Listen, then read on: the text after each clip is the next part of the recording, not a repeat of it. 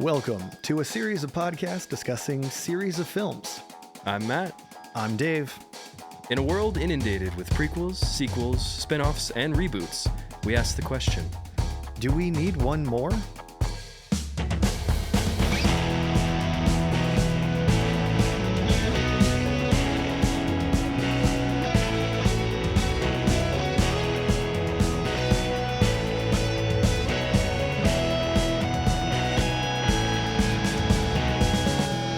I think we do. I think we don't. Hey, Dave, I realized... Sorry, I turned on a diffuser. I didn't mean to... It's okay.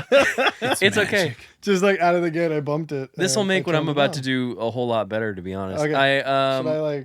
Should I like turn it towards me and get like some haze Yeah, going? a little bit of haze. I did want to... I know, we both tend to wear a lot of hats on this show. I know, I'm a little mad. I was telling you I forgot my hat. I'm a little mad. Well, my hair's not doing what I want to today, so... It's honestly, it's okay, because I was looking in my car as I was gathering some of the gear to set up for the show. And I actually found one of my old hats. I don't know if it's weird for you. If you want to borrow it, no, you can. I don't care. I'd love to. I haven't worn it in a while just because I don't think I look good in it anymore. But I think you would look amazing in it. Yeah. So I have this right here. If you want to, just put it on. I'll try it on. We'll see how it looks. What are you? Let's look in the camera. Let's see how we. Hold on, I think I gotta let me try like one of these. Hold on. Oh my God. Wait a second. The thumbnail. Oh my God. Look at that. Yeah, can we get a little reaction for the thumbnail? I'm not taking it off. You can't make me. It's okay. This is staying. Let's warn everyone. We're feeling a little unhinged tonight. Yeah, we are. We're recording one episode. And we might until the end of this season. We recorded an episode that won't come out for a couple weeks. Yeah. First. And we slowly fell into madness, and that energy. Because it's a good episode. It is quite a good episode. We were feeling ourselves on that one. We won't say what it is, but when you get to it, you guys will. When you listen to the episode, you will know because we talk about this episode. Yeah, no, I'm not taking this off. I'm not kidding. This is going to stay the whole episode. I think you look should. Good. Yeah, it looks good. I'm enjoying guys, it. Yeah. We're getting a little wicked tonight, aren't we? Yeah. We're dancing through life. And for those, we're dancing through life. And for those of you who are only listening and not watching, Matt handed me a witch hat. Yes, I did. Not unlike if you were just I just realized podcast as a podcast. For those of you who go on audio only on your commute today. And if you didn't think it was a witch hat, please comment what you thought it was. Yeah. If you're just Did you think it was like two sodas with like a tube or that would have been good. I tried my best. I tried my best to get the dialogue of what Ariana says in the movie to kind of reference it a little bit. We turned on the diffusers. Yeah, you said we're making beeps. Yeah. Okay, there we go. There you go. Sorry, it was smelling nice and lavendery, but it was like I was like turning into a pug over here. Getting diffused. Roger Deakins about to make some magic. Yeah, for real. This the soft laden's too good. Yeah. But so guys, we've talked about musicals on the show before. Yes. We did one episode. We talked about both Mamma Mia's. So phenomenal. True. Good time. One of them more than the others. Yes. I'm kidding. I'm kidding. But both are two really Mama, enjoyable. two Mia was both, too much. No, both quite good. Tu mama, tu mia. Both a blast. And now we're getting into what is probably one of the most iconic musicals of our generation. This has definitely made a big splash. This is gonna be someone's Grease, you know? Yeah. Behind High School Musical, but well, of course. Yeah. Those obviously. are definitive. A series that friend of the show Nathan adores, and I did pitch for him to be on for those episodes. My girlfriend Abby would like to be on one of those episodes as well. So thankfully it's a we have competition for 3 people. installments, and we can get him on there. Yeah. But we're talking Wicked, Part 1. Yes. there's 2 parts. It seems that okay. So, no, there's not 2 parts, but there is a different one. This is the thing: is that it's maybe a sequel? Yes. Question. It's Wicked for Good, which is the one that comes out, the one we'll talk about next week. Yes. Which is the second act of Go get your tickets. Wicked the show. Go get your tickets. Yeah.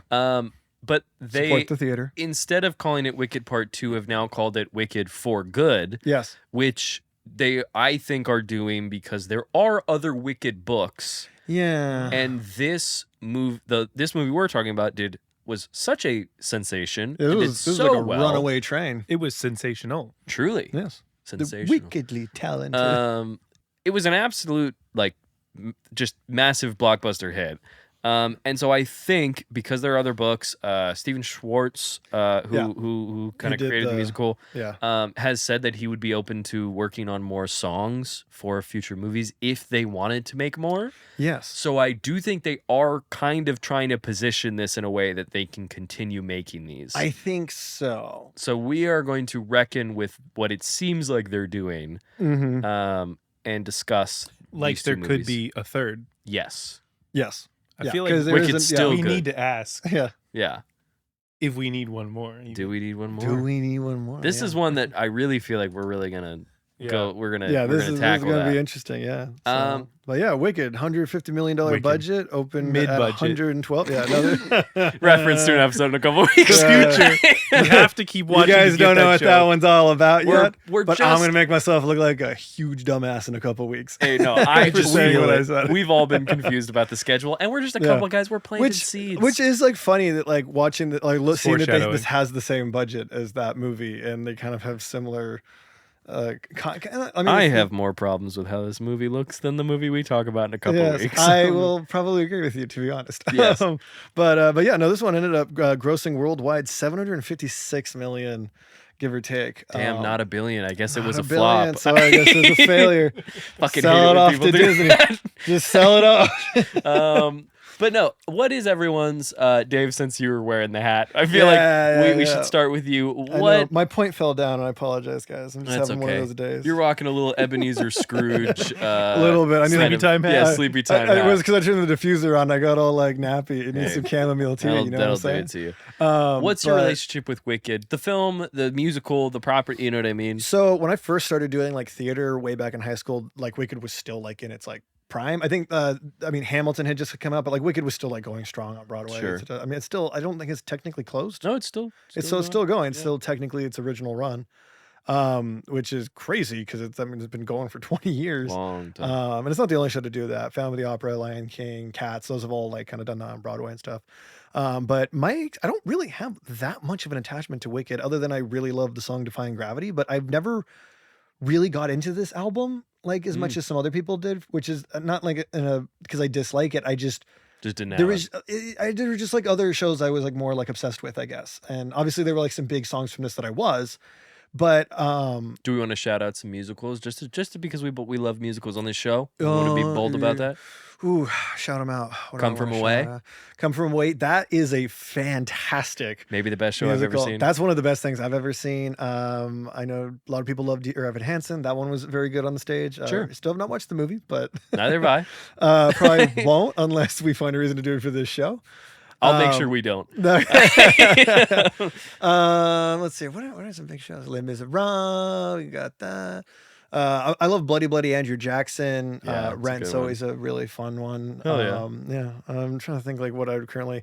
I'm going through like a Something Rotten kick right now. Great I'm really enjoying that musical, show yeah. right now. One show that I think is ridiculously good that has no business being good, and we talked about this. Is it what I think it's I think gonna it be? is. You want to take a guess? Is it Shrek the musical? It is Shrek the musical. That movie- that musical is phenomenal, It's and it has really no good. right. It's a guy. I'll shout him out. Charlie, who I worked with on Hamlet. We follow each other on Letterboxd, and he logged Shrek the musical recording, and was like, "It's crazy how fucking good this musical is." It really has like no right being that good. But yeah, that's like one I really like fuck with. Or really Hell hard, yeah. would love to do. I think I'm too short to play Shrek, but so I don't know. I'll be gunning some for lifts in there. Farquaad. I think if I ever Hey. get a shot at that one, Great which is role. a great role. There's not a bad role in that show too. Like it doesn't No. matter who you are. You're Pinocchio, Gingerbread Man does not matter. But But with the movie Wicked, yes. oh, go ahead. Sorry. No, I was going to ask that question with the movie. So with the movie, I missed it when it came out in theaters. Was trying really hard to go, but the fates did not smile on any of my plans, and it just got away from me. So understand. I watched it for the first time this morning, For the first time this morning? Yeah. The very Really? first time. Yeah, I did not get to see it at all, and I just kept waiting. I didn't know that. Yeah, no, it's my girlfriend's fault. She kept teasing me, saying that she wanted to check it out, and so I kept waiting, and then she just decided, like, I'm not gonna want to watch that. And I was like, you tell me now? Like, you've just been blue balling me for like a year on that one. So yeah, I finally got to watch it. That's what that means? Yeah. Yes. Yeah. Not watching a has musical no that you've other- been highly anticipating. Yes, okay. it means nothing else. And I exactly enjoyed true. myself. I think this movie, unfortunately, I think has gotten overhyped for me. And so I feel like I have some Sure. criticisms at this point that I don't know are entirely fair. Or maybe I'm like missing on the hype. I don't know. So like there were some things I like kind of bumped up with on It this is one. hard to enter a movie with this Yeah, reputation. it is. That being said, I am really excited for the current generation because I think this is a fun movie to get to grow up with. Sure. But yeah, so like this is I got to pop my cherry on this one Hell this yeah. morning. So That's what that means? Also, the only use of this is watching a musical that has been highly Yes. anticipated. yeah. Okay, checks out. Dish, what's your relationship to Wicked the show, Wicked the movie? And do you I want to wear have the hat? The when Wizard Never of it's- Oz. seen the musical. Okay. Oh, I I should say don't have know seen what the musical happens. once. You have seen the musical? Yes. Okay. I don't know what happens. You don't know at all? I don't know. You don't know what Oh. happened? I have no clue until Wizard of Oz. I can't wait for Wow. next week to talk This about is some of the fascinating. stuff that Okay, I'm happens in really Act Which glad is Two. why I was kind of like, I kind of want to jump in on this one. No, as I'm this is so slowly glad 'cause I becoming was my like- show, but I am curious because I It think is some your of the things show. I'm bumping up against is partially due to some meta knowledge.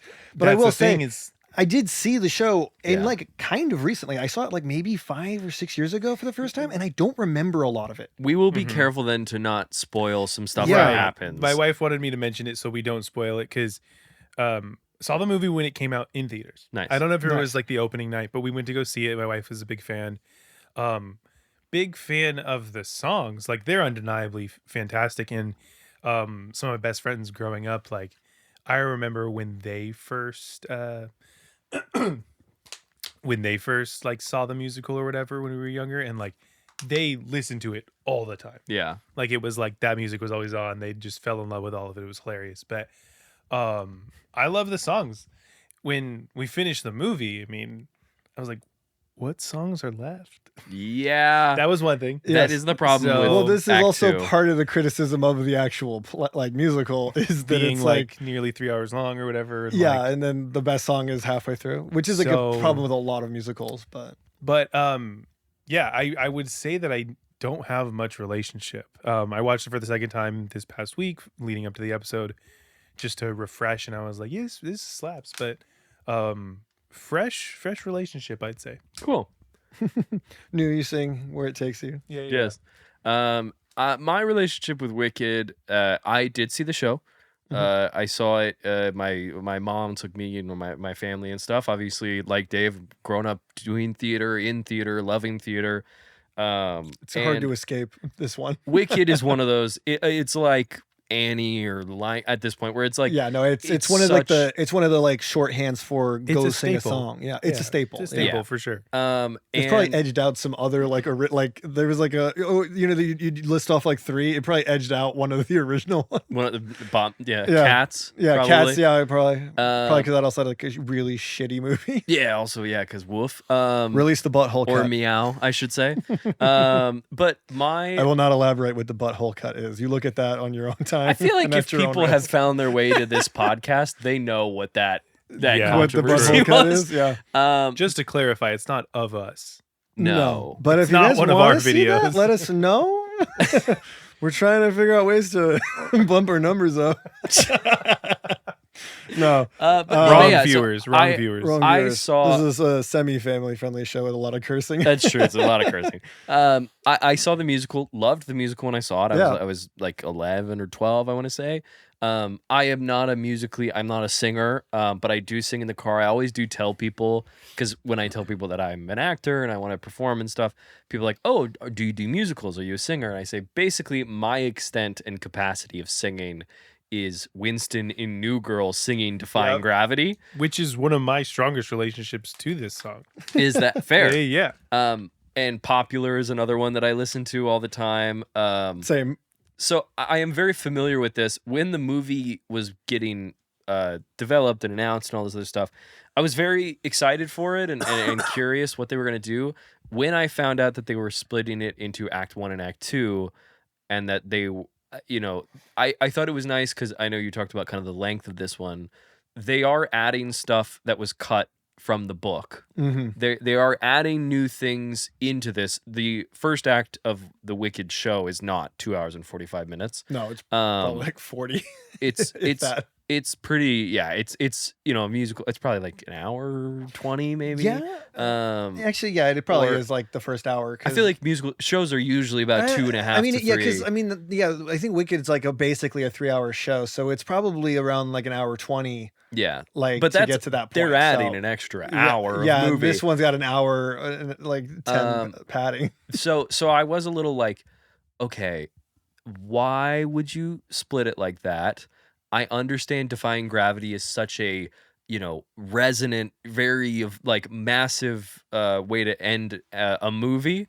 You know what I mean? Ending on that would be great. But, and to your point, Dish, all the famous songs basically are in Act 1. Dancing Through Life, Popular, Wizard of Oz, Defying Gravity, etc. Yeah, all the favorite ones. All the ones I would listen to. No Good Deed is really, really fucking good, which is in Act 2. But, the famous ones are all from Act 1. So I was a little like, this is kind of tricky. Yeah, Schwartz is going to have to probably write another banger for this one, which is there a tall are order. Some original songs in the second one. That would be, I think, I remember reading something about that. But I think, as the movie's coming out and stuff, I was very excited about it. I remember, and obviously we will be talking about her, when I heard that Cynthia Erivo was going to play Elphaba, my first thought was, holy shit, that's exactly who you should get. Yeah. She's so talented. The first thing that I remember seeing her in was Bad Times at the El Royale. Yes. Which is a really great movie that came out in like 2016, 2017. Really that one, And I remember I think we went to see it together. We came out and we all were like, who the fuck was that girl? Like she was the one that we genuinely came out. like, I hope she does a lot of cool shit later. And then she did this movie. and I've seen her in plenty of things since then. She's been nominated for Academy Award. Like, you know what I mean? Was she nominated for this one or just? I don't know if she was nominated for Harriet. I know that for sure. Yeah. And yeah, I think she was nominated for this, I believe. Because this also, this was nominated for Best Picture, all that stuff. Let me check the nominations. I know I saw earlier that it won 2 of them. But I was a little unsure about Ariana Grande. Not that I thought that she was a bad actor, but I was just like, it's a cool opportunity. I know that she's really, there's like a tweet from like 10 years ago where she's like, my dream role is Glinda in Wicked. So she really kind of manifested and put the work in to get this. Jon M, the director of this movie, has said that he was like, I don't want to like cast pop stars. I want to cast people that are like right for the roles. And it's like every time Ariana came in, I was like, fuck, she's really good. She does do really good. She's really I think good. It's a shame her eyebrows don't move, but I think she's really good despite that. Also she's got the bleached eyebrows too, which is not. It's hard to tell. I was pretty like, hard. The whole time it was actually making me kind of frustrated while I was watching it because I was just like, she's killing it vocally. Her body language is so good. The inflection and every like vocal choice. Those eyebrows ain't moving an inch. I was very I was more unsure about her. Not out of any ill will, just like she hadn't acted in a long time. I really fucking hate Ariana. But she just hadn't acted in forever outside of her resume basically herself in Don't Look Up. Yeah, well, and also like her resume basically is just Nickelodeon shows, and that's not necessarily the strongest material. Although she's good in those shows. She is good in those shows, but it's hard to tell like how much of those are like real choices until you like. It's also so long ago. It is. That's the thing. I think like, it's hard to quantify, especially for her, like picking a singer. Yeah, potentially more than an actor. Yeah, at this point, she is more singer than actor. She was on Broadway, because I think that Ariana Grande is actually one of like the most talented singers of our generation right now. Incredible. No, she's amazing, really like, fucking good. Technically talented, like insane. And so to put her in that, like I think by taking a first step as a singer into the role of Glinda is like a good move, and then the rest kind of like sets in where it needs to. maybe it's not the strongest, right? Like maybe her eyebrows aren't going to move, but like, Yeah, I think it mostly works. just made this joke because I was like, she's doing really fucking good work, and even though her eyebrows aren't moving. I mean, when the award season for this was happening, that I was like, I remember because Cynthia and her were both nominated in Best Lead for Cynthia, and Best they were Supporting both for there, yeah. Ariana. Where I was like, Cynthia, she gives an amazing performance. I do think in Oscars in Cynthia Eriva's future. I don't remember who won that year, Because this was, but it was one of those where it was like, I think it might have been, it was 2024. So was it Honora?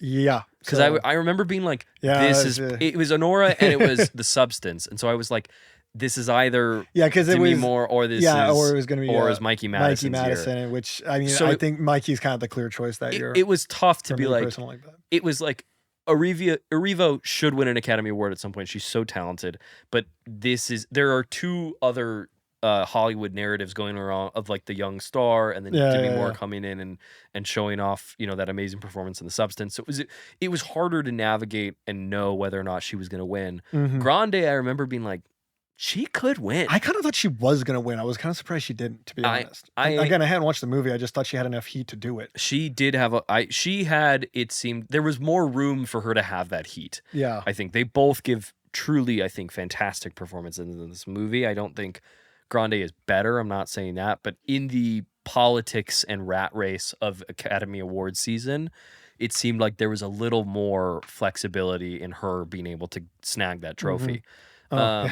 She lost to Zoe Saldana for the other musical that came out that year. Amelia Perez, yeah. That's right. Maybe the most controversial musical to get that attention. Oh, was that controversial? I don't remember that movie exploding. Just like a little bit, just a little bit. You watched that movie? Even I heard about that. I watched it. I'm sorry. Hey, listen, there's conversation for another time. The French. But yeah, I saw this movie in theaters, and watching it, I was like, listen, like I do have some problems with it. I have two big problems. Big for me, I suppose, that I think when Not I enough heard Tom Hanks, no. The green one and the pink one. Yeah, I'm like, really, it's the characters and songs. He's like, why is it a musical? Why is she green? Why is she pink?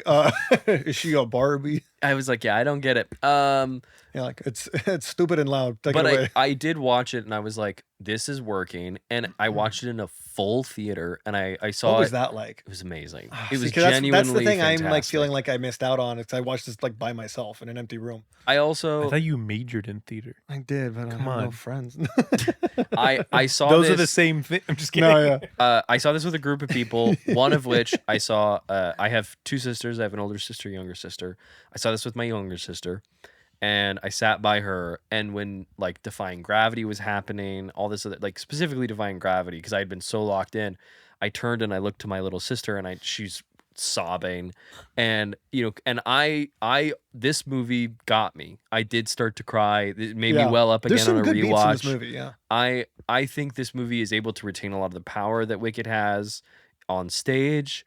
And I walked out being like, yeah, man, they did it. And I will say, I really appreciate Jon M bringing back the big Hollywood musical. That's the thing I'm most excited about this movie is that it reaffirmed the like validity of doing a movie of this scale in this genre. Yes. Which is so freaking cool. Because obviously he does Crazy Rich Asians, which is a massive hit. Yeah. He's Classic. He's made other movies. My favorite movie to watch on a plane. It's great. It's one of my favorite rom-coms. I think it's in my top 5 actually. Nice. I will watch it on every plane.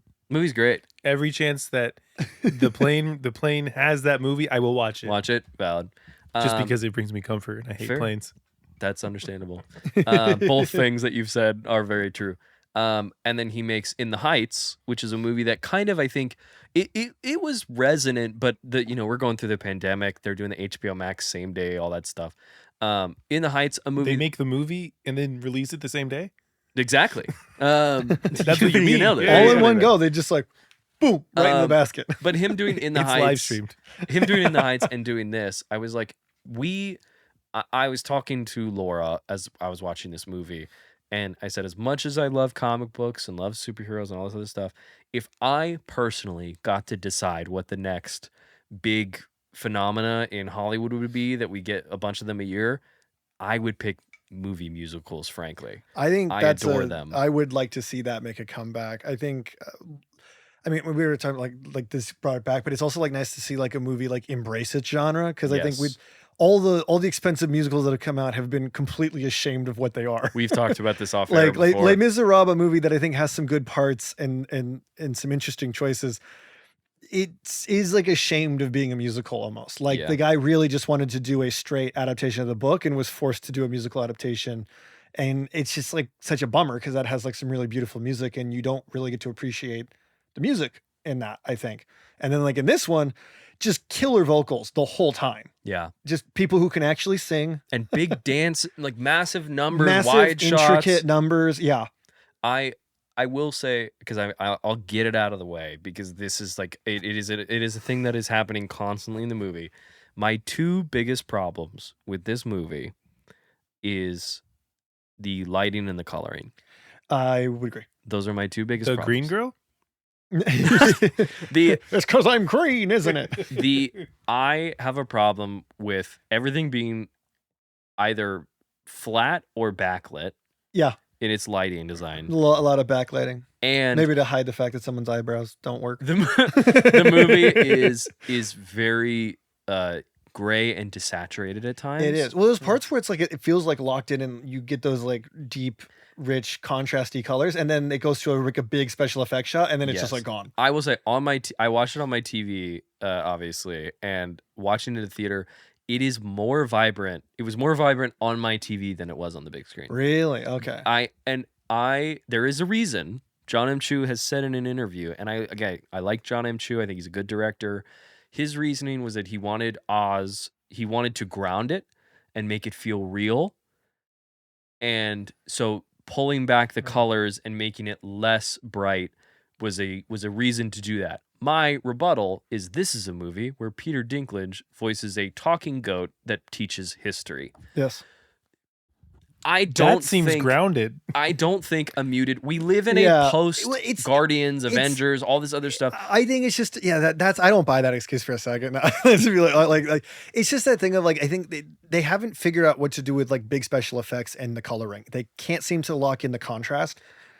Like, and it just like how at this point, like, and I know the timelines and the VFX artists don't get the time to do it, but how have you not like figured out how to solve this yet? Well, it's like if you look at, and I'll call out a kind of a movie that I loosely just referenced, like Guardians 2 is a very vibrant movie, and so it's that thing where I'm like, there are moments where you see the movie and there is contrast and color and vibrance, and I watch that and I go, yeah, man, that looks better. And the reason why it really bugs me is that I think there is such strong costume design. I think there's such strong production design. Yeah. I think there's great makeup and hairstyling throughout the movie.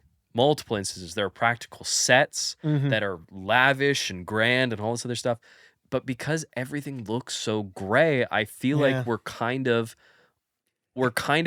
putting one arm behind all those things back. It's kind of robbing the movie of its full power, I think, a little bit. A little bit. And I genuinely do think, for me, I think this movie is like 20% better if it is brighter and more colorful. And that everything isn't kind of flat or backlit. Because I think you could do the old Hollywood, sound stage lighting. Yeah. And that might be what he's going for in some parts, but because the movie gets dialed back in the color, it just looks flat. Well, it's like I think the colors are there. It's like the contrast. The shadows aren't as like dark as they should be to make the colors pop, and then it's only like when they're like in a scene that's basically all practical where you can finally appreciate like the color. Yeah, and it's just it's like they go to a big VFX shot and then it's just all muddy. But that's the thing, is that it's like the whole school is all practical. The green train to Oz is practical. But it doesn't look practical, which is such a bummer when you're like, oh yeah, this looks like bad CGI. And it's like, no, that's real. And I'm like, that's like not good. That's a problem. If you have a real item look fake. Munchkin Land is all they planted when they show mushrooms when they show the poppies, the flowers. 5/8 the new Munchkin, I think. They sorry. It's okay. Sorry, Matt. It's okay. This isn't Short King slander. It's just something that Hollywood has decided. Hey, listen, Tom Cruise would be furious. Yeah. But when they'd show the poppy fields, they planted like 2,000 poppies. That's crazy. They're real flowers. There's some set extension, but it's like that is. And look, Jon M. Chu, again, I think he's a smart guy. I like him as a director. Yeah. Like he's making Wicked, and I'm not. I'm not trying to like think that I know better than him, but my opinion on that reasoning does not connect. It doesn't with track. me. Well, it's like when Jon Favreau, when they were doing the Lion King remake, and it was like, oh, well, we want them to react the way real lions do, and I'm like, yeah, but real lions don't sing and dance when their dad dies. Yes, it's a great point. It's an incredible so why point. bother? Like, like if you're gonna have them sing, just let the. I mean, also that's another movie where the eyebrows aren't happening. Yeah, well, that's something. That's a choice that I was surprised by. But I'm gonna stop taking shots at the eyebrows. That'll be nice. Because again, I want to reiterate. I think Ariana Grande is really fantastic in this movie. I actually cannot sing enough of the praises for how good she is in this movie. It is a testament to her performance that hair flip joke doesn't get old. No, it doesn't. Because it she's got really fantastic comedic timing. Just to like on the bed, like when she runs over the bed and collapses. She's like, "You won't tell me your secret." Like so good. when she's saying yes and she's using the hair flip as like a nod. Yeah, she's like yes, like that. Like all of that is something that could not work, but works every time. It does. But yeah, I wanted to get those out of the way because I don't want to be. Those are the things that really hold back a lot of stuff for me with this movie, and stop it from me being like 10-star masterpiece. Yeah. Is that I just think the movie is limiting itself in some way. Limited. Ooh, interesting. Yeah. You don't think that it's unlimited? Unlimited. You just cost us $30,000 with that. Yeah. It wasn't. No, it's okay. It could be anything. I could be talking about data deals. You don't know what I'm talking about, true. which is what I'm talking about, maybe. Mm-hmm. But thanks to Mint Mobile. But oh wait, sorry. We're actually MeUndies this week. Oh, interesting. All the sponsorships that we had. Yeah. But yeah, that's my piece with that, and I want to continue talking about the rest of the movie that I think is really good and fun. But I felt like I needed to get that out of the way. I think it was worth talking about. It is like one of the weaker parts, I think, of the movie. But how do we feel about the runtime? The movie's 2:45. I don't think it earns its runtime. Okay. Personally, I think that's kind of really for me the real big problem. Like I can kind of forgive some of the visual stuff because I think they're pulling so strong in the other parts that make a musical that I'm like, all right, willing to forgive. This looks good enough for the most part, like that I'm not like viscerally angry or anything like this. But the runtime, I find myself really bored through a lot of this, like in the middle specifically. I think the first 40 minutes was like really strong, but then I like checked the time and I was like, we're only at the 40-minute mark. Like, and I was like, oh, like that's a lot of movie that have already happened for not a lot to have actually happened. So weird contrast here. Yeah. I still think it was long, I will admit. Yeah. Especially when I got to the end and found out there would be a part 2. Yeah. Yes. But I did not know about the animals, did not know about her sister. Yeah. I didn't know about the guy. I don't even remember his name. Fiero or Bach? Both. I didn't know that either. Okay. I will admit, I didn't know about the Ozdust. Like all these things in this movie because I've never seen the musical or anything like that. Like I genuinely didn't know about this movie. Yeah. Well, how did this watch? Was this every minute just like a joy? I loved it. Or, okay, cool. That's the thing. Is why I was so jealous of you. I was so like, oh my gosh! Like this is a deeper story, and even with just like. I don't know if this makes sense, but like even with just knowing the songs and how amazing they are growing up, I was like, this movie has the integrity to be this good. Like, or sorry, the play, the musical, right? Yeah. Like I was like, no, like this feels substantial that this is good, even with just my knowledge of the songs. And so like going into it and being like, oh no, there's actually more to this. It just like added to that.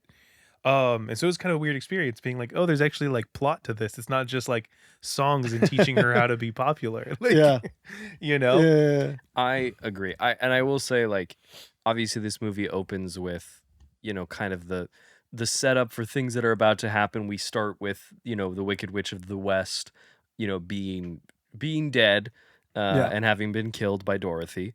And Grande, I think. Spoiler. I'm sorry. Sorry. Yeah. Grande plays the sadness in that really, scene really well, Yeah. in the sense that it is only when in the big Burning Man statue comes out, like that was It's- an awesome choice. which it's like when she's singing about how great it is that the Wicked Witch is dead and all this other stuff, that she is maintaining that sadness in her eyes. Yeah. I think is so strong. I remember watching it for the first time and being like, fuck. Literally one of my first notes is Ariana Grande is deeply terrific in this. Yeah. Is my comment. Yeah. Like, this is going to be a weird perspective, and I don't want too many spoilers. Does the musical end with the witch? No, it doesn't end with the witch dying, obviously. Wait. No, because The Wizard of Oz ends with the witch dying. that it does. That movie does It end does. with that. Does the How do you musical also end with the witch dying? What I will say, because there were Yes. because Avoid spoilers, but- but the Okay. the only Yes, with an ellipses. yes.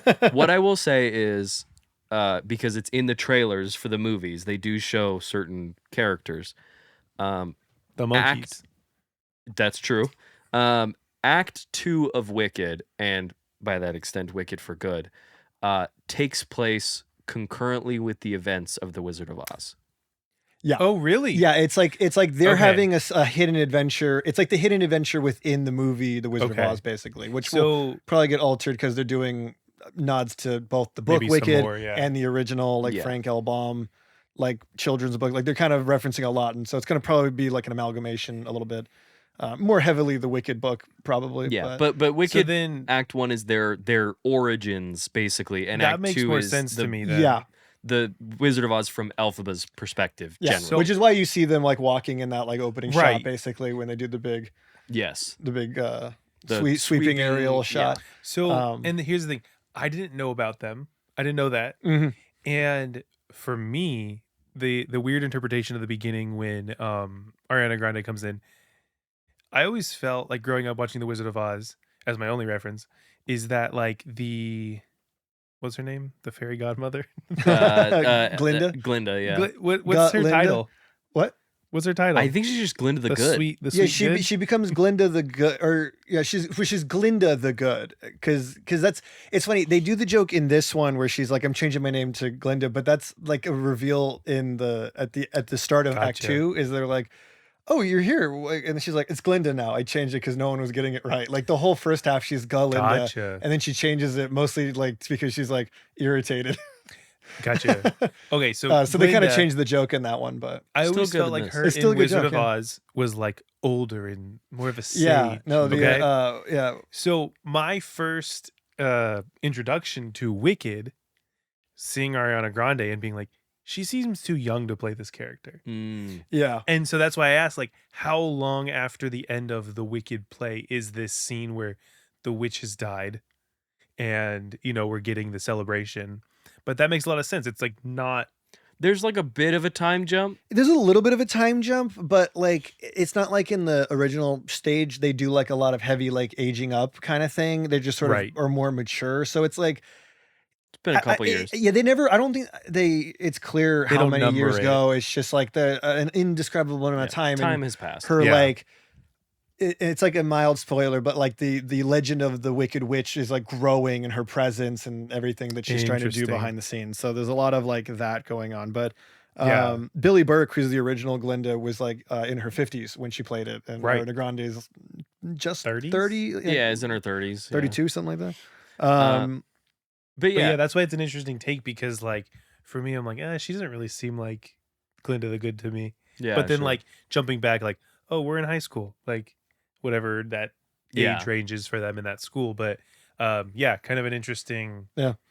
take on it for me, like seeing that and having her take that place of that character. I obviously know from The Wizard of Oz. Yeah. I will say, I just want to shout out because I think this is cool and good. There's a nurse that's a bear. Yep. Yeah, 2 thumbs up to that. two dude. thumbs up. I think all that it's a is good time very, for just talking animals, I think. I am very into talking animals in movies, and that is why Dr. Dillamond is officially one of my new guys. I was gonna say I'm big on like animals talking because it makes it when because I really want to do a Dragon Ball Z movie and it's gonna make that easier to do now that people are accustomed to it.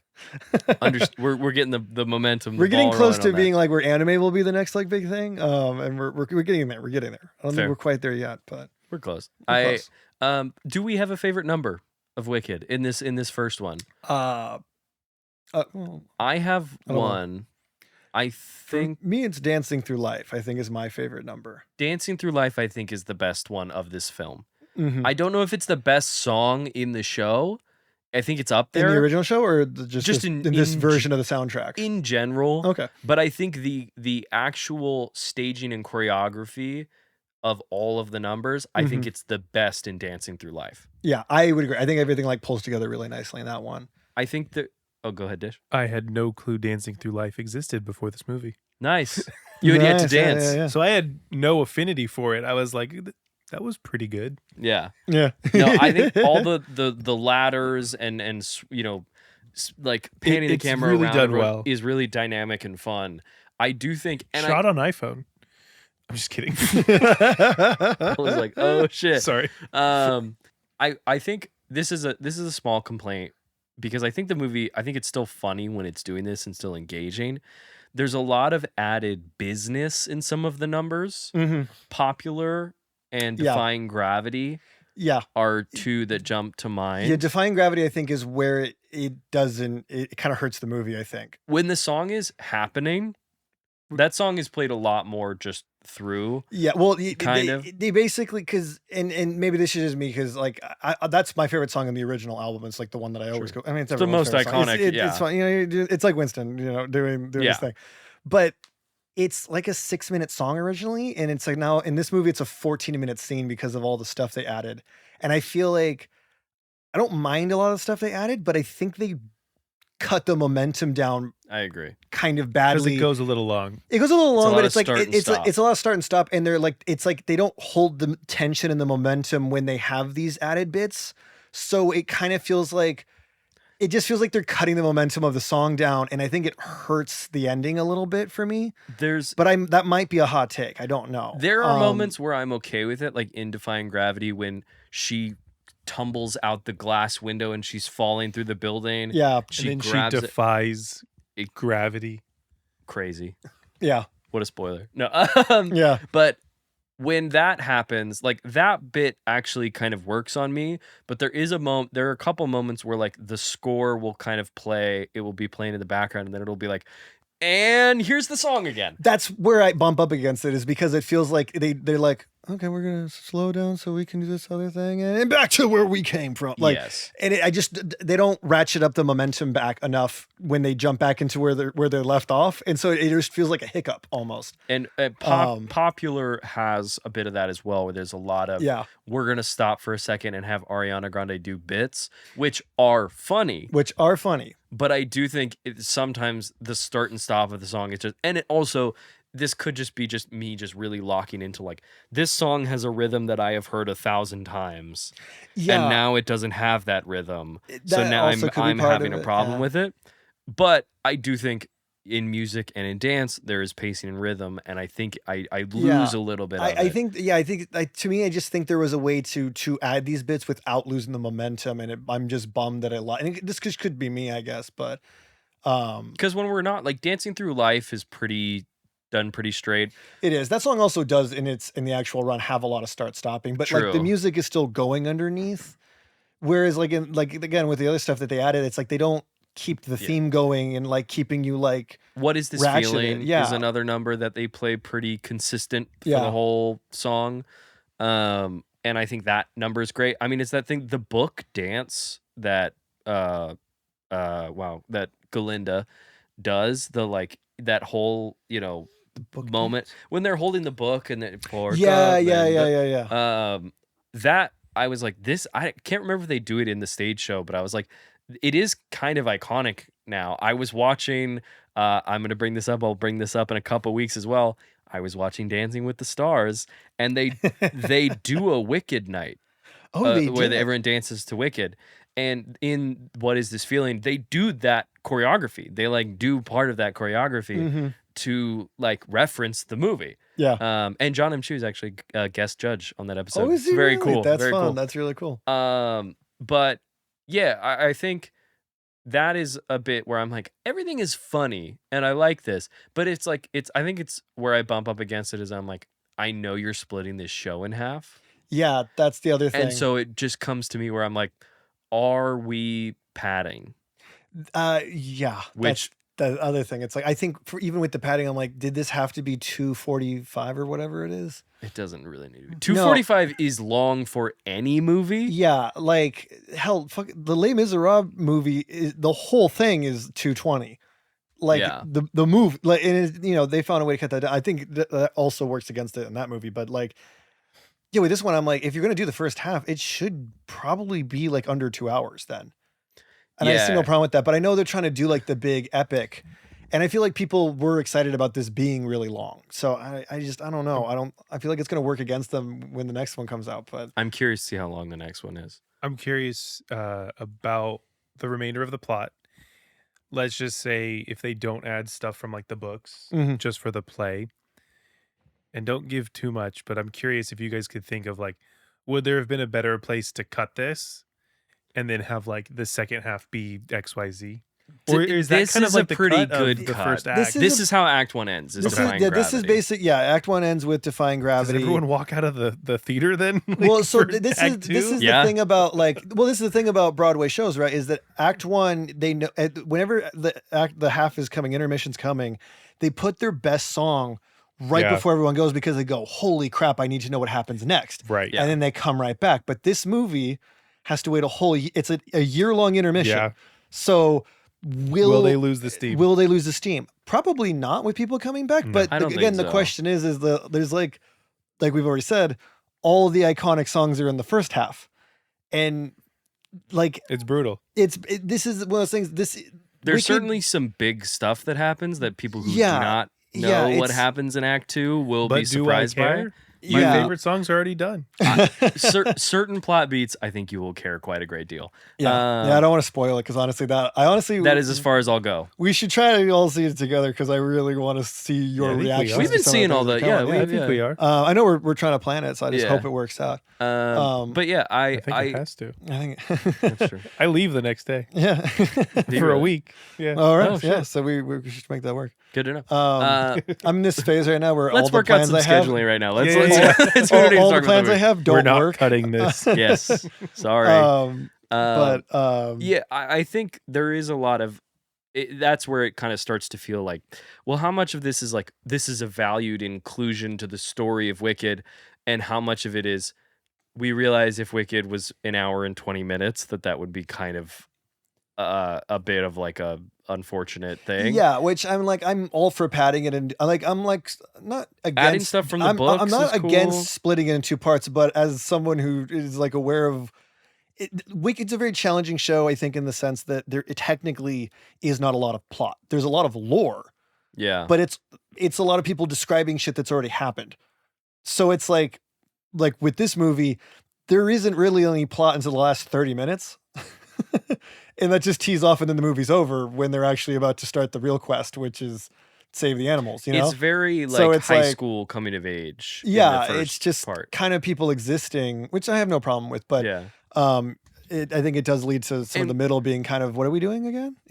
We plant some seeds with like Dr. Dilliman, the history of animals and Oz and their suppression and oppression and all that stuff. I will say we've talked about Grande, we've talked about Cynthia Erivo. How do we feel about the rest of the cast?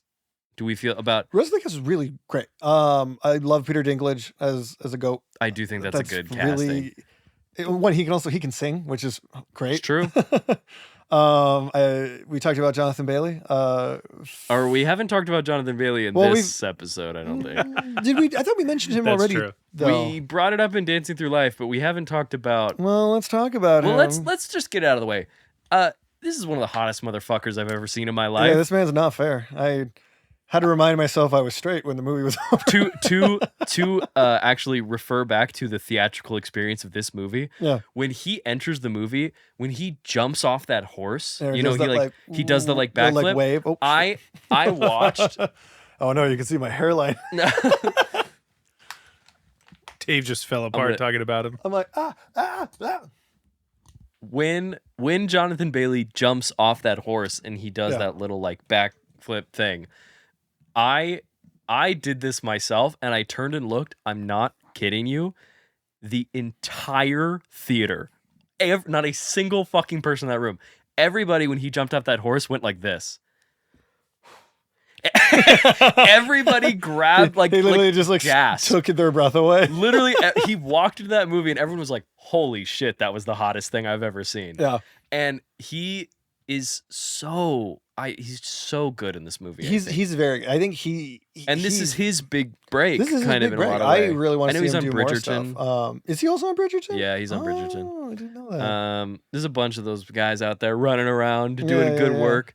I think he's not getting enough attention for the running for the next James Bond. Yes, I don't think he's getting enough. There's been some talk on that. There's been some talk, but I feel like no one's taking it very seriously, and I think that's a mistake. It's also that thing where it's like it's Denis, and you have to be like, who is gonna fit in a Denis Villeneuve Bond? Yeah. But I am like, Jonathan Bailey would be a fucking kick-ass Bond. Yeah. I think he's got all the charm. I think he'd be the right person physicality. to bring it back to that sort of Roger Moore, sort of the campiness a little bit, like in a fun way. He's also got the vocal presence for it. Yeah. Like when you hear someone say Bond, James Bond, like Bailey has that, like, even in the moment there's it made me think of him doing it when in the movie he's like, by the way, I want you to know I am superficial and deeply shallow. The tone at which he delivers that line I was like that's a very James Bond of thing. He does a lot of very like Bond-esque kind of like wink and a nod and a he's amping it up a little bit. He's doing the kind of head swerve a little bit. Yeah. The question is it right for the Denis version? I don't know to say. But I think he should be taken more seriously and thoroughly investigated for that. I agree. I think he's great. I like Bowen Yang, and I can't remember. He's really funny in this. I feel bad I'm gonna pull her name. I feel bad not knowing the name of the actor that he spends most of his time with. Yeah, I thought it was what's her face from Workaholics for a second, but I don't think it is. She's very good as well. Let's see if I can find her. $10,000. It's what is my hat fell off. It's I might be mispronouncing her first name, but I don't know if I am. It's Bronwyn James. I am not cool familiar. Name. They're both quite good. They do have a lot of fun if they're like, oh, she's so brave. All that stuff I think is quite good. No, they're really, really funny. There is both of them. One person. Well, I should. How do we feel about Jeff Goldblum as the wizard? Works takes me out of it. That's what I was gonna say. I think it's a thing of like he's such a good choice for the wizard, but I don't think Wicked, and not the Wicked version. It only just because I don't think he's ready for this movie. I also feel like he's doing enough to like get by, so it's not like boo recast, like he's doing the job. So it is one of those where it's like you hear that in a meeting, it's like, all right, we've got this person, this person. Who do we get for the wizard? And someone's like, Jeff Goldblum, and they're like, yeah, that's a good idea. Yeah, and then they just I guess for me, it's that thing of I loved him. I was really excited. I was a little disappointed, and I feel like he just has a lot of moments. His choices kind of feel like, well, I forgot my line. Like it just feels like he's forgetting his lines a little bit there. Because I think he earned it, but he plays Jeff Goldblum in movies. Yeah, this is true. And I think it kind of fits the wizard, like I said, but seeing it be Jeff Goldblum kind of takes me out of it. He feels like whoever on Sakaar, the Grandmaster from Thor. You know what I mean? It feels just like him. It's the same guy. True, yeah. What Goldblum, I think, might work a little bit more for me in this, but I think I am watching and I see him doing the I know how to be charming. Yeah. Like I think he's playing the hackiness of it well in some times, which I enjoy. It's one of those, it's kind of, he's he's quite an obvious casting. Yeah, but he I kind of can't feels like help he's but like acting it. with I do like himself a it. little bit, which is weird. He doesn't really feel like he's connecting to like Cynthia and Ariana in their scenes, I would say that which maybe it's helps the the point. character. But Yeah. I don't know. For me, it was just like I don't know. I feel like I just part of me was like I think you can cut down his scenes a little bit, like because I don't know what I'm supposed to get out of this other than fun Wizard of Oz Which references. is funny because I couldn't remember and I watched in the runtime. He doesn't show up until the last 40 minutes of the movie. Yeah, which is technically There's where the only 2 plot happens hours in of this movie. where he's not in it. Well, not in it. Yeah. But he's kind of briefly in it in parts, but not actually in it. Mhm. There is one person, and I hate saying this, and I've said it, despite my love for this actor, Mhm. I don't think it's a bad performance, but I think the weakest performance is Michelle Yeoh as Madame Morrible. Yeah, she doesn't have a lot to do. I love Michelle Yeoh. I think she is an absolute fucking icon. Yeah. She is obviously everything ever all at once, but she has a lengthy and storied history of being just the coolest and most talented motherfucker you've ever seen on the planet. I want to like her in this movie. I think with a character like where I was trying to think about how to verbalize this, Mhm. I think with a name like Madame Morrible, like there is this kind of like, and Oz itself being so like over the top, and everyone's kind of, Ariana is playing it at 11, Bailey is playing it wild, Goldblum is doing He's just doing which Goldblum he's things. at a 20 in real life, you know what I mean? Yeah. Like, and Cynthia is anchoring all the emotional weight as the lead. Yeah. That I think Michelle Yeoh is playing it very natural. Yeah. And I think it clashes a little bit for me. So I don't think It it's does. bad. It's not bad. It's just in the wrong movie almost. But I think that's a character, and I don't think she should be outwardly evil. Yeah. But I do think there is a plane to the back of the house that Yeah. feels like it should be consistent in that character. Dish, I saw you were going to say something. And then I was just going to say Madame Marble's evil. Was she? I can't tell if we're doing the bit. Wait, maybe Morrible? I don't remember the movie as much that I just watched. Well, because she's like with the wizard. Yeah, they're doing the whole like animals. They're rounding in up cages. animals and putting them in Whoa. cages. Yeah. Is the wizard evil? You guys have different perspectives on this movie. I'm half joking. No. Okay. What? I thought the witch was evil. Well, that's the thing. If you look at it from a certain point of view. Whoa. Is that another song? No, it's In just the a Star second Wars part, reference. Okay. Is this because I killed your father, dude? You're really not gonna. I'm still a little broken So up what? about it. I chopped off his limbs and left him for dead. From that perspective. Go, Nick, I got you. But yeah, okay, I get you. She's with the wizard. Yeah, they're doing gotcha. shady things. they want to spy over I the did people watch that of movie. Oz. We're Yeah. good. That was. Is that bad? She coins the phrase "wicked witch." Mhm. That's messed up. Yeah. I do think she really nails that. They were like, we monologue. need a different scapegoat. The regular goat's not enough. Yeah, exactly. I mean, I will say Goldblum. I made a note of this when he's revealing his intentions. He makes a choice when he's explaining. It's the monologue that ends with "You give him a real good enemy." That line. He is That part we're good. while he's saying it, he is just he's not doing a lot, but he's doing a lot in that he's just dialing his energy back. He's not really playing it sinister. Yeah. He's just dropping the showman. And I think that's such a good choice. And it's such a small moment of the movie. But it's stuff like that where I'm like, that's fucking great. Mhm. I agree. I feel Yeah, that. that Yeah. part worked for me. There's just like other parts where he starts talking and there's a weird way he's throwing his lines away that's very Goldblum, but also Yeah. like he's just like flat out, like he just feels like he's dropping the energy, which is again the like part of that tone thing of like I just needed him to like I'm fine with him doing like the Goldblum thing, but it's like he's throwing it away in a way that doesn't service the genre, like kind of. But I digress. Like the scene you're talking about though is one of the moments that really works for me. Yeah, no. I think all of that stuff is good. I think this movie is really, really. It's one of those things where it's like I think it is a bit long. I don't know if it's it's not structured poorly, but I'm not like, wow, look how structured Wicked is, But Yeah, like, well, I mean, like it a is good movie, we constantly shouldn't feel entertaining. the structure, but I don't think the pacing's good, and I think that's what's working against it, and the fact that it is the first half, so it's just all the exposition. Yeah, So it's like, and again, like I said, like it's just there isn't that much plot that actually occurs. It's mostly lore that is being revealed the entire show. Like that's really what it is. It's just it's 3 hours of lore being explained to people. But it's sung.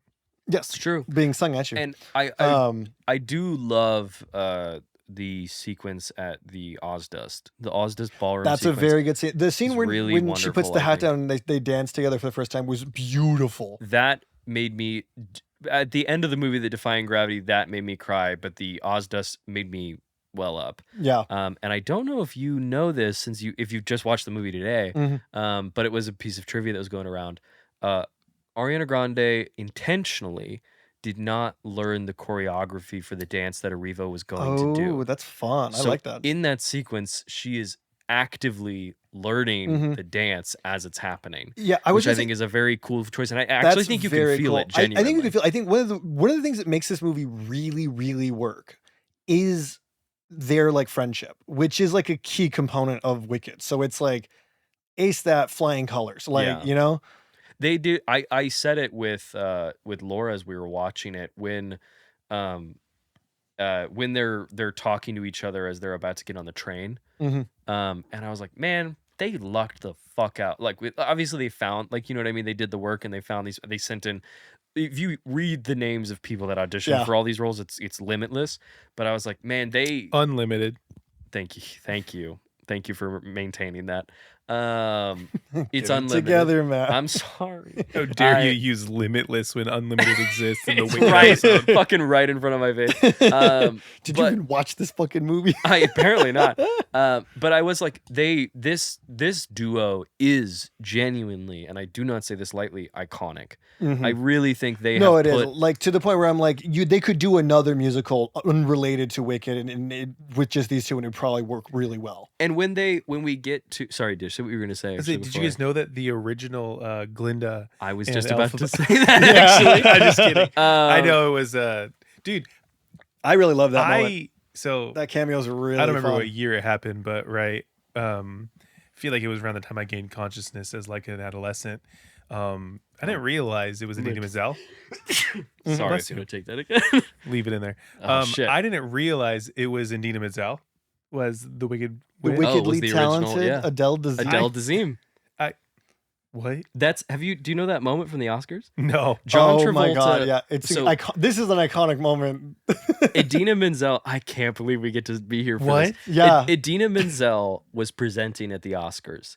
I believe presenting. Yeah, it was one of the categories. Like, and it was one of those like, she's here, this iconic legendary actor. John Travolta was the one who announced her arrival. And obviously there's a teleprompter, right, that's going through. Yeah. And you can watch this video. We'll have to pull it up for you after the episode. It's actually incredible that he manages he does what he does. I don't even know what's occurring. I don't think he knew. He said before, he's like, I literally don't know what happened. He looks like he has a stroke, like in the middle of the sentence. He's reading the teleprompter and he goes, I don't remember the business at the top, but I'll try to kind of get the pacing of it. He's like, now everyone get ready for someone who we've all been excited to see, someone that we truly love and is such a talented performer. Everyone put your hands together for the wickedly talented Adele Dazeem. And the way he says Adele, I kid you not, he does like the Toy Story blink where he's like, Adele, like one eye at a time, Dazeem. And it just falls out almost. Like, yeah, he hits Wicked so that everyone knows who's coming. Yeah. And then just that's wild. Literally, and then just bombs the name. When he has, because there is a look in his eyes of like some kind of reset, and it feels like it feels like you can watch him in real time being like, I'm fucking up this name. I know, yeah, that was like one of the big like what the hell happened moments at the Oscars last night. Everyone's moments. like, what? And then I think like the following year or 2 years later, like she came out and presented and they had her like mispronounce his name or something, like get him back or something. Legend. But it was just like so funny because she came out and just like did the thing, but it was like, we'll show you. Is John okay? Like, what was that? It was such a weird moment. But that's what we're referencing. So I didn't know who she was until like Frozen came out, though. Okay, but I obviously knew her voice. Yeah, Yeah. sure. Because I knew of Wicked. Which was like why she was presenting, because like I think Yeah. Frozen was having like was up for an award that year. Yeah. She wasn't like, because she was just reading off who was winning like the next like category or something. But I think that was like why they brought her in, is because I think like Wicked was celebrating an anniversary, That's so funny. and Frozen was kicking ass, so like they brought her in. I think it might have been for 2 maybe, but I don't remember. Yeah. It could have also just been we like her, and because it could have been the Uncut Gems year where she was actually in that one. Okay, But I don't remember. Just as a little thing for Travolta, apparently the reason he got fucked up and he said that name is on the teleprompters so that people don't fuck up people's names. They add phonetic spelling.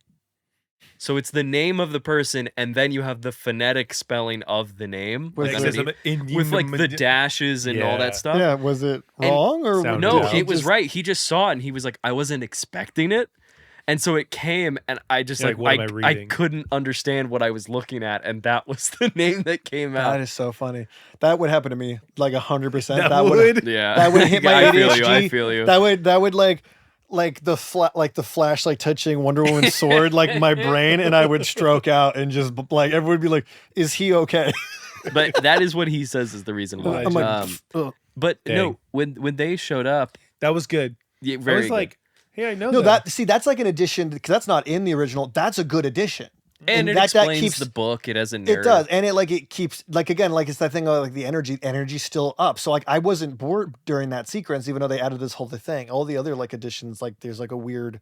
I will say drop. there are other cameos in there. The leading male voice in that sequence is the guy that played the original Fiyero. Oh, is it? Okay, that guy's phenomenal. He's also in the Catch Me If You Can musical, and he's so good. There's he does the Tom Hanks part. There's a couple additional Glindas and Elphabas in the company dancing in that number. Yeah. From like the West End, because I believe they shot this in London, or parts of it in London. I think they did majority of it in London. Those sound stages. They just have bigger sound stages over there, and it's cheaper. So there are other Glindas and Elphabas alongside them, but obviously, you get Kristen Chenoweth and Adele Dazeem, Idina Menzel, and that moment I actually do find quite beautiful, and that did actually, not to be like, I mean actually to be like this because it's the truth. I did keep getting emotional watching this movie for the first time, and it made me emotional again. That idea of like, as you know, someone who wants to perform and who has grown up in theater and loves to perform, seeing that like torch pass. It's such a cool moment, especially like when Arnagona tries to take the mic for a minute, and she's like, no, like it's like the only person who could like shut her up is the original. Yeah, very true. And OG Fiyero is Norbert Leo Butz. Yes. Who also did the last 5 years originally. Musical. That's I'm right. Deeply obsessed with. I know you asked me earlier. I kind of felt like it was like a quiz, and you're like, "What's your name?" And I was like, "They're doing like another performance of it." I don't think it's an actual run, but they're doing like a one. Yeah, it's like probably like a weekend or something. Do you know who it is? I saw it and I completely forgotten in the moment. It's Rachel Zegler and it's Ben Platt. Yeah, so one of those I'm very excited for. Rachel Zegler. Ben's gonna be good. It's just Ben is a very talented guy. He's very talented, and it's just. Some of the way he handled the Dear Evan Hansen stuff, I thought was kind of abysmal. You know who rules though? Rachel Zegler. Yes. I would much rather see Jonathan Bailey in to the internet because some people don't like her. I am pro Rachel Zegler. I'm also pro. We're big fans Rachel of the West Side Story. We love the West Side Story. That one, and very good. Very shame that it didn't do well. I think we both watched the new Snow White, right? I have not seen it. I've seen clips from the new Snow White. Even though she basically said not to. I've seen it. That movie is not very good. She is quite good. She is never bad, frankly. She isn't. And I mean, she got really good. Everyone for loved her for what? For Evita? No, actually, I didn't even know if she did Evita. Really? No, she just did it in the West End. Yeah, she was doing it for like a couple months. Yeah, because I know she also did. Did you do Romeo and Juliet? She did with Kit Connor. Yeah. Which I also heard was quite good. Yeah. No, I was gonna say her because she did the Hunger Games one that just came out. The Ballad of Songbirds. Yeah, which everyone said she was really great in that too. I still have not seen that one, but I saw it. She's but quite I heard good in it. Quite good things. The movie's kind of up and down on whether or not the movie itself was good, but she was like across the board. Everyone seemed to really agree. The movie was surprisingly pretty solid. She's good in it. I won't put anybody on blast. I'm not going to name names, but I saw this with some people. I will appreciate your opinion, but we walked out of the movie and they were like, she was the person who I was talking to was kind of a Rachel Zegler hater, which I disagree with. But she was like, she was pitchy. And I was like, pitchy? Like, I was in the parking lot like, yo, you can you could say whatever you want to say. You do not get to say that Rachel Zegler was pitchy in that movie. It's like that where they're like, Meryl Streep was the worst part. She could play Batman. It would be great. Yeah, I was like, I hold no fucking space for that. Yeah. Absolutely not. That's so funny. But I really want to watch this. I'm curious. Well, hey, there's a new one coming out next year. Nice one coming. I wonder what that means. Interesting. Interesting. We'll talk. Yes, My people will talk to your people. Yes. And then we'll decide. I'm both their people. That's true. It's just us. It's in this seating arrangement for people that are watching on video. Yeah, we just do the like. It's like 2001. Yeah. The camera's just cutting. But no, only we had a monkey that could like move the camera so we could do that bit. How do we feel about I will say this. I said this as I proposed the question. I do wish, I know why they're CGI, but I wish the monkeys were real guys in costumes. I wish all the animals were real guys in costumes. I love it being a goat, but I feel like with the Wizard of Oz having such a storied and famous, like all these makeup stories, right? Like I feel like having so much of the really bananas stuff being just CGI, I think is a way. Yeah, true. Monkey. Yeah. But it's just like, I mean, the monkeys look good, but all the CGI looks stuff. But good. I think it's like a huge missed opportunity because like, except the fire, CGI fire never looks as good as real fire. Correct. Yeah. Unless it's the movie Girl with Dragon Tattoo. There's a lot of like replacements on that. It looks phenomenal. Fair enough. But that's the only movie. Every other time, what you said. Yeah. But I just think. Oh, I was gonna. No, say what you're gonna say. I was gonna say again, it was just with like the storied like makeup and stuff like that. Like the only other time that a movie of that scale has had that many people in like prosthetics is The Grinch from like 2001 or 2002. Yeah, man. And I love that movie. That's I love that movie. That's like my go-to Christmas movie is that version of The Grinch. But I don't know. This could have been a cool opportunity to just be like, we're going to break the record. Like, we're going to do it, and it hasn't happened in 85 years. Buckle in. You're going to see some crazy makeup. My thing, too, is like, because in the stage show, Dr. Dillerman is a character, and it is a guy who has makeup to look like a goat. But he's a more humanoid. It's not like it's like a puppet, but it's like a guy walking on two legs. He's like a half goat kind of person or whatever. Kind of like a Jonathan. A little Jonathan-esque. Yeah. But it's a lot of from makeup. what movie? From what movie? I don't know. We'll see in a couple weeks. Sometimes they say there's honor among thieves. That's right. Sometimes they say that. But you aren't ready for that. I get why they're like, oh well, we have CGI. This is not a stage show. We can do an actual CGI. My big thing with the monkeys is there was a moment where there's the sequence where they're running through the part of the I don't know the cavern. City. No, not the city. Jesus, why am I forgetting what this is called? When they're leaving? When the monkeys are crashing through the windows. Oh, it's just like a hallway. It's I don't know why I couldn't think of the word hallway. It's like a hallway that leads to a tower that has conveniently placed costumes. Yes. Yep. But when the monkeys, I think it's the top of the theater that they're performing the rest of the play in. I think you're right. It's in the rafters. Or it's in the wings. The catwalk. When the monkeys are breaking through the glass and like Glinda and Elphaba are like, freaking out or whatever, and they're reacting to them. I just watched it and I was like, I would actually feel the weight of this more if it was actual practical guys smashing through the window. Unfortunate that they're just CGI monkeys. It's a little weightless, like at times. It is. And but I get it. I'm not like mad, like I don't have a problem with it, but it's just one of those where I'm like, this is more indicative of a larger problem that I have where sometimes CGI is amazing and there is certainly artistry that comes in there, but there is a certain like tactile or tangibility that is lost, I think sometimes, and this happens to be an instant of that for me. But a lot of the practical sets I think are really cool. A lot of the stuff they do that is practical I like quite a bit. Yeah, when it looks good, it does look good. There just is a lot of it that looks really fake. Do you guys know if the Wizard of Oz is practical at first? So the metal head, there is actually a metal head. Wow, that's crazy. But I don't know what part of it is doubled with CGI and what part is, because you can't kind of tell. feels like they just replaced the whole thing. Which I mean, I the think they lighting might have. effects on it, like the way that like they do the lighting, like for if it is like a CGI replacement, it is incredibly competent. It's just I can tell. How do we feel about Nessa and Bach? The performances, the characters. They're fine. They don't have a lot of business. There's some drama that we don't have to she talk a main about. character? Yeah, Nessa? Yeah, she's a part. I Again, don't want to 'cause say my- too much. Yeah, how many too. spoilers should we Because do? like, do you my remember first do introduction? you remember how I'm Dorothy like, gets to Oz?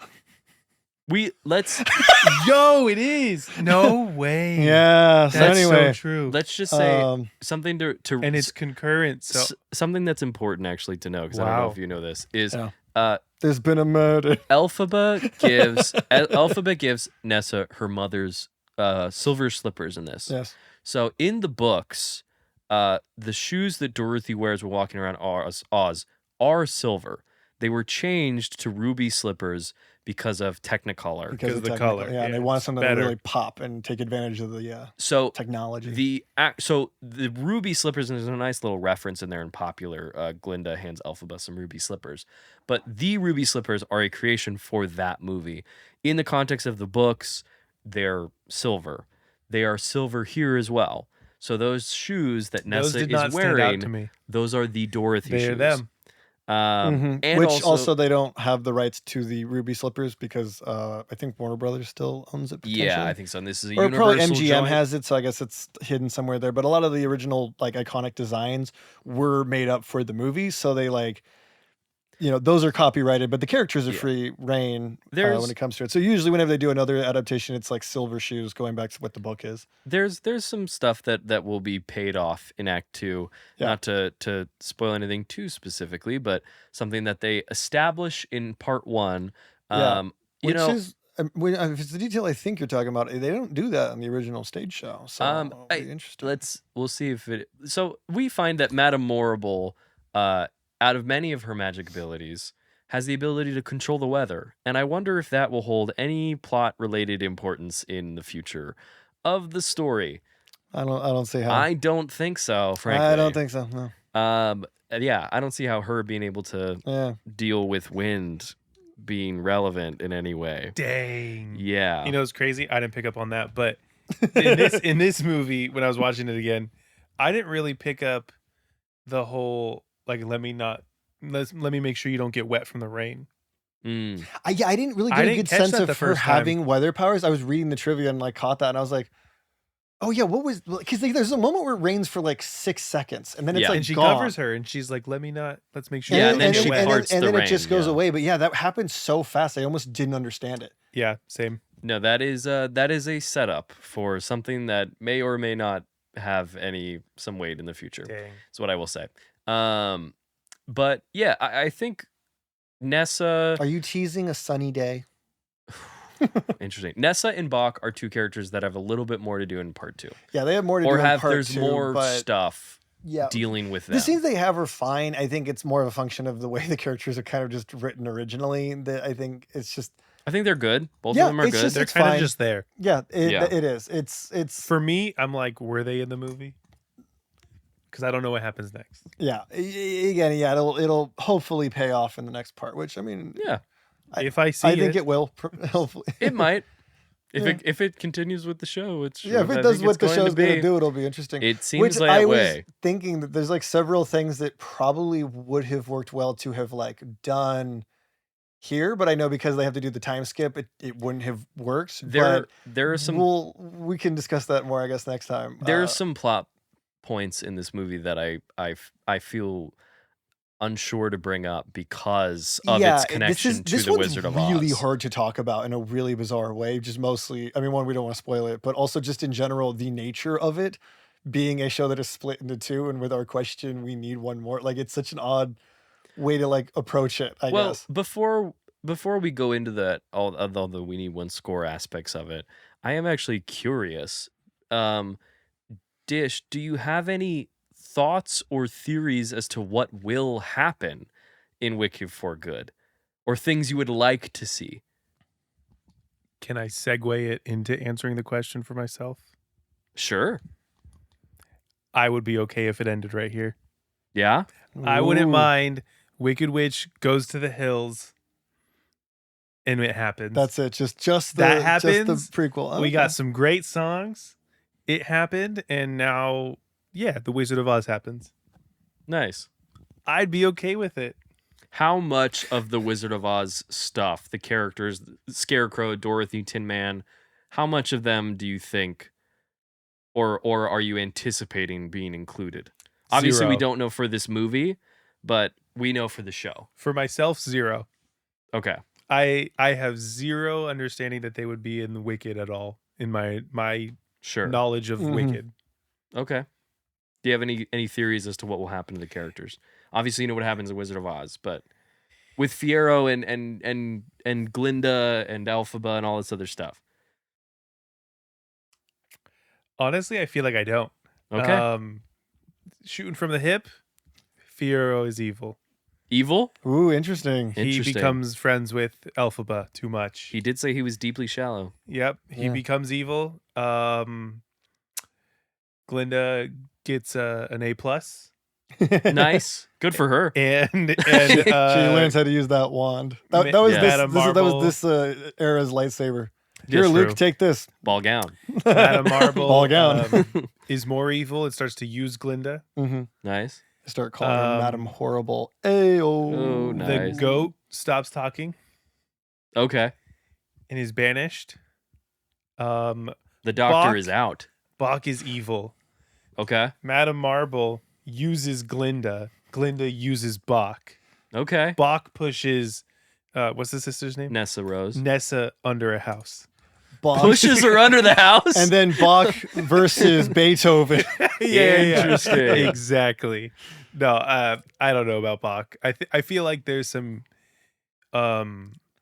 manipulative propensity to him. I can't wait for you to see this next part. I think he'll be manipulated Okay. in one way or another by Glinda. He is certainly quite attached to Nessa. Okay. And is like you're saying with like, you know what I mean? He Yeah. will Yeah. he will commit in that way because Yeah. Glinda says so. I will say I find it unfortunate that he's only into Nessa because he knows he can't go with Glinda. Yeah, it's pretty fucked. It does work. Brutal. I think that's a spoiler. We don't have to talk about that. Yeah, we won't. It's not We'll get to necessarily that. because, but it is like that, like, and then also with like the controversies, like all the time, it was like, is he acting right now? It's quite interesting to talk about a movie that will have a sequel that we know what happens. Yeah, That is interesting to discuss. it is. Which is this one's But hard it to is give a now, yeah, rating, so it's even and so interesting. True. like, I know we're probably getting into the score portion right now. So Yes. like I did try to approach this as if I didn't know that this was all coming and just take this like first one on its thing.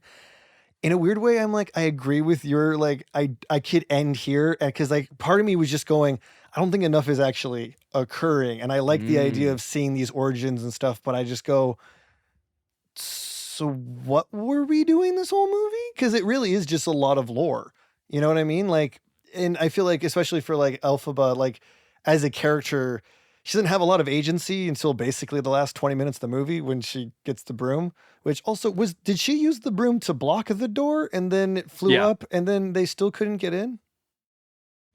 Magic. Yeah. Okay. Well, I will buy that. That, honestly.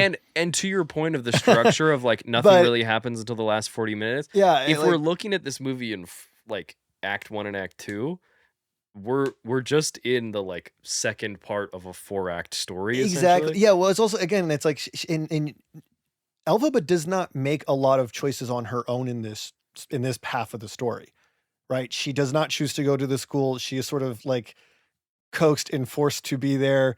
She does not choose her roommate. She does not like even when she makes everyone fall asleep in the class, it's an accident. Like Fiyero grabs the lion cub and runs away and she just follows him. Like a lot of plot is happening around her almost. Like everyone else is doing things. She has no agent, which is maybe intentional, but for a movie that is as long as it is, it's a little like frustrating as someone who's like watching it, like I guess. And I know this is just kind of how the show goes, but it does like have that problem of like this is where like splitting it in half really causes kind of like viewing issues, I think. Yeah, because that is half of the because she is a person who is pushed into things and told, you know, she's pushed down on the ground. The whole thing about defying gravity is that it's that number where she goes, you know, they have the line where you can have all you have ever wanted, and she goes, I know, but I don't want it. I can't want it anymore. Yeah. And she's like, knowing what this world is and what this means, I do not want to be a part of that. I want to push against that she becomes her own person. That's what that number is.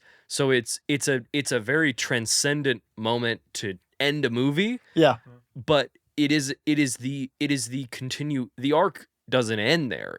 There's more there. It's just this weird. It's like watching this final Dead Reckoning or Dune Part 1, where you're like, the story's not done. Yeah, but like unlike a part 1, I feel like I didn't get enough. I mean, and maybe this is just like my viewing because I didn't get to see it in the theater with like the energy of it all. But like watching it on its own, sort of in this like vacuum that I ended up watching it in. How every filmmaker intends their movie to be seen.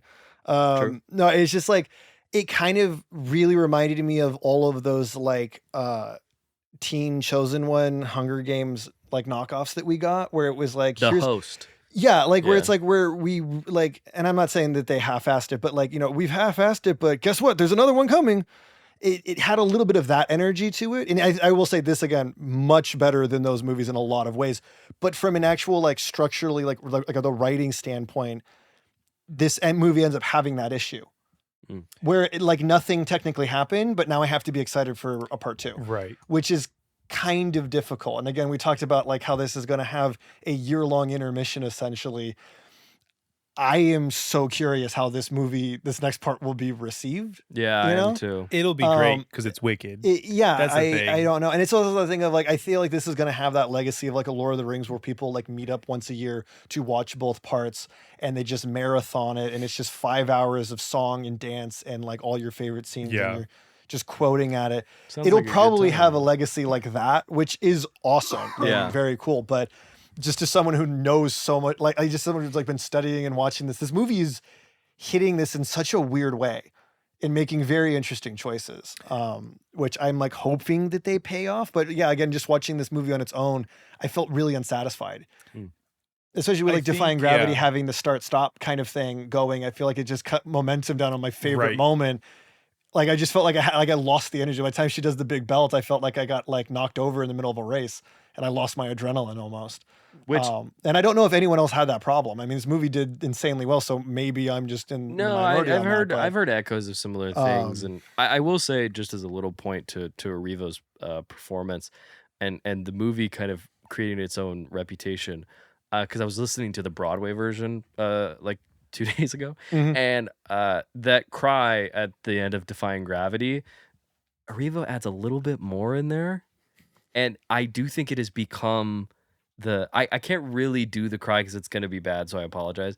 But like in the Broadway version, it's just whoa, whoa, like that.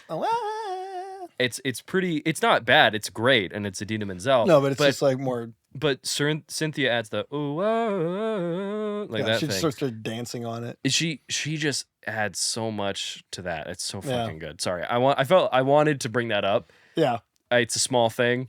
No, I really love it. I think she does the last note really good.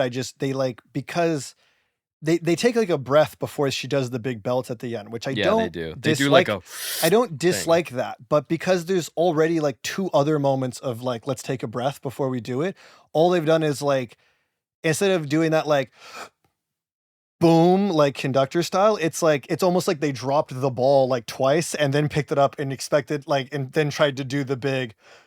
Like they needed to just, in my opinion, do it once. But I am being really nitpicky, I think. I do agree. There's a lot. But it's just that thing of like they're kind of, it's a momentum thing. Like I feel like because we watched, One Battle After Another, and that movie is almost 3 hours, paced immaculately, and the tension never drops. And I kind of was rooting for a similar thing for this movie, and I mean, maybe they'll find it in the next one. I don't know, but they did shoot these back to back, I believe, right? They did. Okay, so we'll see.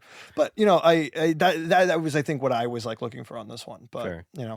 Because I feel like we're talking about it. what was your We Need One score? I'm giving this a 2 out of 3. 2 out of 3? Yes. And do you want to? I know I explain it usually on every episode, but do you want to give where those points are going Yeah, to? I'll allocate them. I gave 1 full point just for narrative runway. I mean, I'm partially because meta. I know we're getting another one, and I'm aware of the show and how Sure. it functions, so I know there's room. But I also am giving it the full point just because I did not feel like I got the full story. Sure. Just on its own. So like I'm gonna give it 1 point for that, and because I want to know. I'm giving a half point for rewatchability. I feel like the length for me, I would rather watch just the numbers on their own. I don't know that I would. Fair. I mean, depending on how this next part goes, I mean, I might join in the big long marathons, but I found just to have the time. to watch I it. struggled with the length on this one, and I love a good long movie, but you really have to like earn that length, and this movie just did not do that for me. So I'm only giving it a half point because I do think a lot of it's really enjoyable. And I'm giving another half point for quality. I feel like the sort of some of the CGI dropping and the constant backlighting and the muddiness of the colors a little bit kind of bummed me out. But it's not like it's a bad looking movie. But I just couldn't, for a movie this scale, I just don't feel like I can give it the full point for the quality. But fair. But I still really like it, and I want to know more. So understandable. I did give it the full 3 out of 3. Narrative runway is like a fucking slam dunk for movies like this, where it's like like Dead Reckoning, and again where you're like it's not done. Obviously there are plot threads, character arcs. Why are we doing it like that? I will give it. I'm giving it the point because I do need more because I do need to see how this story continues. Rewatchability, I quite enjoy this. I haven't rewatched this movie in full, but I do turn this movie on sometimes to watch, just because it's fun, and I want to give it I'm with you. I understand giving it the 0.5. I give it the bump. I think also just because in the theater I was so refreshed to see a movie go for this. Do I have problems with certain bits of its execution? Yes, but I feel so glad that something like this has been there, so that kind of maybe weighs the scale a little bit for me on that. So I give it the full point. And in terms of quality, I do give it the 1. There's a lot of business, but it says something for a movie that is still, despite there being business in places where I think a movie doesn't need it, that I am still engaged with it. Yeah. And that there are things where I'm like, like with Popular, where it's like, I'm like, I do think you're messing up the rhythm a little bit with some of Ariana's stuff, but Ariana's performance is so goddamn good that I'm willing to accept that for that level. It's one of those where I recognize the problems, but I'm still open to it. I still don't. You're still locked in. I'm still locked in. Had I been someone to help make the decision or whatever, I probably would not have advocated for splitting this in 2 parts. Yeah. I don't think I understand financially why that's a decision. Financially, this is a great choice. I think narratively, but I just don't. I don't think Wizard of Oz is something that everybody knows. It's not like something where like Dune is like you're like showing this entire world, and it's very. Dune has been split into 2 parts, and I love both of those movies. But both of those movies, it's 2 separate halves, are also really fucking dense. Yeah. So it's like I understand needing more time. Wicked and the Wizard of Oz, I don't think it's simple, but I do think it's clearer. I think you don't have to do that, but this is the way we got it, and I did find it still quite engaging. So I gave it the full 3. Maybe I was being a little generous, but I was feeling I like the singing and the dancing, and Jonathan Bailey had my eyes like awooga. So like you're like 1 full point for Jonathan Bailey. I would give look, if we hit the 9 out of 9, I might bump it to the 10 just for Jonathan Bailey being just such a guy. Just being a guy. Just being the guy that he is. One of the bros. Exactly. Dish. Let's get off this subject before we lose sight of the thread. So, simple. 1 for quality. Nice. Half point for enjoyability / rewatchability, because I really enjoyed it. The length gets in my way for rewatchability. Sure. Totally. I did not finish this movie on the rewatch. No. Oh. I went to bed instead. Yeah. I will admit. I remember how it ends. It's real good, but like I couldn't even finish it. So I give it a half point there, and then you guys have convinced me to give it a half point for narrative runway. I was for sure like, no, I'm not giving it a half point. Like it's getting 0. Like I'm ready for it to be ended. Like I don't think there's anything more. Just let it end and go into the Wizard of Oz. Yeah, if you didn't know that there was more story, I don't know that this movie on its own is doing enough to warrant that second part. No. After 2 hours and 45 minutes, there's nothing left for me. You know, I mean, everyone, most of the people who are watching the movie have that understanding, which is very interesting. But I do think that, right, given that I think they probably, I don't know, they were just like, for the stuff they added, I think that they needed to do better work to justify those additions. Because that is crazy to take the first like 90 minutes and blow it up in 2.5 hours and still say nothing. Yeah. Because for me, it's just like I know I'm the minority of not seeing Wicked and knowing what happens and knowing that there's more. So like I get it, like for sure. Maybe I could score it higher just for that, but like, nah, like I think that just ultimately, like I would be okay with it ending because my knowledge is the Wizard of Oz, and this seemed to go into it. Yeah, sure. But yeah, I think one of the things that I was going to mention before, like on the part 1 and part 2 aspect of it, and my first example that came to mind without getting into it too much was like the last Harry Potters split into a part 1 and a part 2. I feel like they're both their own separate movie though. Yeah. And for this, I'm like, could we have cooked it into a 3-hour movie and let it be good? We definitely could. I think it would have been. I'm like, okay.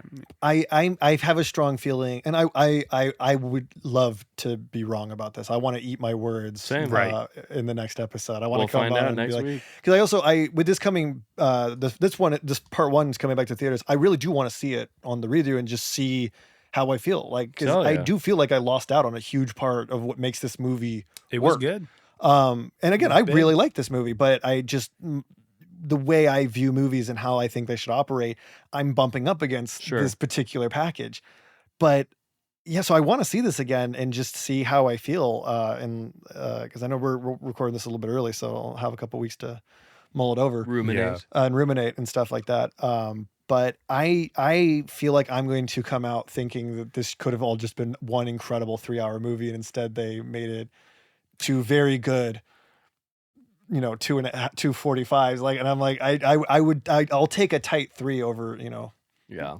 I think the sentence. That's so dirty. The decision, the decision right was probably made with the wallet. Yeah. It was. It was. People will watch it.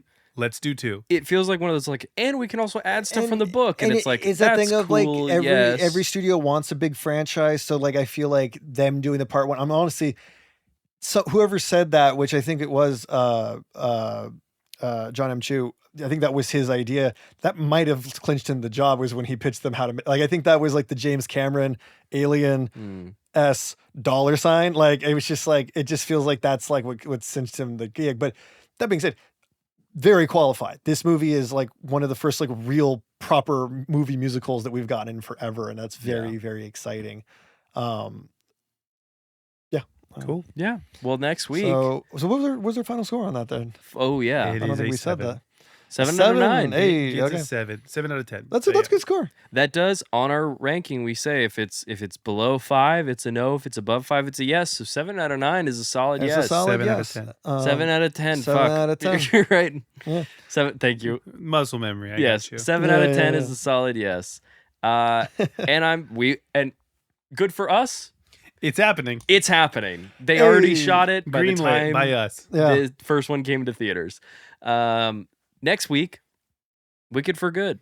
Wicked it out. for good. And Dish will find. I genuinely cannot wait to hear Yeah, your thoughts I'm on the so stuff that happens in curious. Act 2. This would be wild. I'm really glad you decided to jump in this episode, because having someone who has no prior knowledge, it does help us be able to like And I'm glad to, 'cause discuss this properly. I think we would have spoiled it accidentally. We probably would have, yeah. Which is why my wife even texted me again, and she was like, make sure you tell them. Yeah. Oh, so she's seen it. She's seen it, but she was like, you need to make sure that they don't spoil it for you. Yes. Yeah. Because she knows what happens. It's very- and she knows my experience Yeah. with it. So I'm also Yeah. excited because I remember some of the big details, but I don't remember all of it, which was the same thing with this one.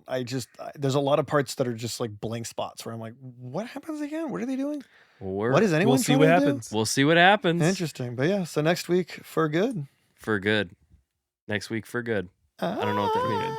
Yeah, do we want to do our best battle cry? Yeah, together or like one at a time? Together. I guess like it's less embarrassing if it's not. That's true. We'll do it all together for, All right. just down the barrel there. We're doing the Arrivo one? Yeah. This is, well, I'm so sorry to the audience. Yeah, everyone just can't pull the 3, mic back a little bit. 2, 1. That was real bad. Thank you for listening to We Need One More. Be sure to follow us on socials like TikTok and Instagram at WNOM Podcast to stay up to date on upcoming episodes. And feel free to join our Discord community where you can share your thoughts on the movies we're watching together. That's going to be at WNOM Podcast server with a link in the bio. Don't forget to comment, like, and subscribe. That's the best way to support the show and to let us know that you need one more. We'll see you next week.